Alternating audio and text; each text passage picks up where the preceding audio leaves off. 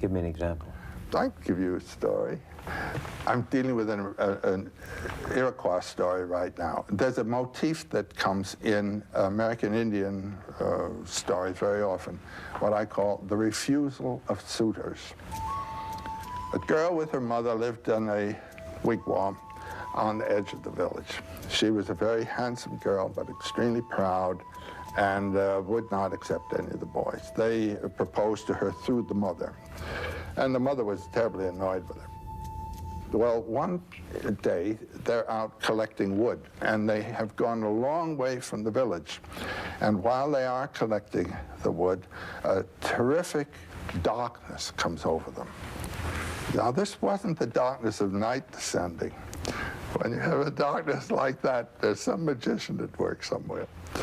So the mother says, well, let's gather some bark and make a little wigwam, a bark wigwam for ourselves, and collect wood for a fire, and we'll just spend the night here. So they do that, and the mother falls asleep. And the girl looks, and there's this magnificent guy standing there with a wampum sash, glorious, and feathers, and all this kind of black feathers. He says, I've come to marry you, and I'll await your reply. She accepts the guy, and the mother accepts the man. And he gives the mother the wampum belt to prove that he's serious about all this. So he goes away with the girl. She has acquiesced. Mere human beings weren't good enough for her, but here's something that really, so she's in another domain. Now the adventure is marvelous. She goes with him to his village, and they enter his lodge. The people in there greet her, and she feels very comfortable about it and all. And then the next day, he says, I'm going off to hunt. So he leaves the lodge, and the door is closed with a flap. There's a flap. When he closes the flap, she hears a strange sound. So there's the whole day, and she's just in the hut. And as evening comes, she hears that strange sound again.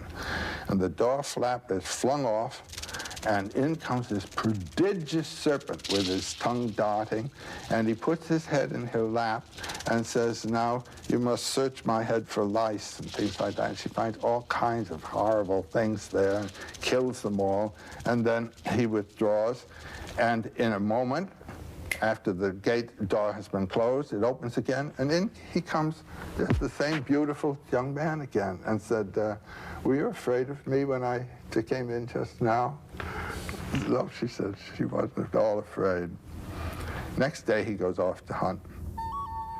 And then she leaves the lodge to gather wood. And the first thing she sees is an enormous serpent basking on the rocks. And then another. And then another.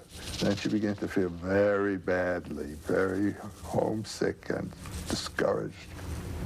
Then the evening, the serpent, and then the man again.